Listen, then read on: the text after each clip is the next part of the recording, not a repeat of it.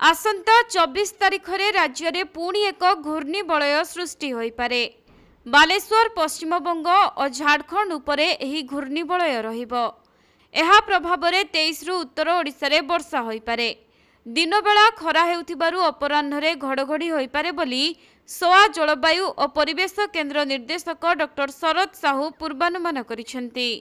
तेबे पाणीपाग विभागर पूर्वानुमान अनुसार उत्तर बंगोपसागर एवं एहार संलग्न अंचल 24 तारिख में घूर्णिबलय सृष्टि हेबो, जहा प्रभाव में ओडिशा उपकूल में 22 रु 25 तारिख जाए 35 रु 45 किमी बेगरे पवन बहिबो। सेथिपाई मत्स्यजीवी माने समुद्र को न जिबाकू स्वतंत्र रिलीफ कमिशनर सतर्कता जारी करिसेंती। तेबे घूर्णिबलय प्रभाव में बालेश्वर, मयूरभंज, केन्दुझर, भद्रक और जाजपुर जिले में वर्षा हो पारे।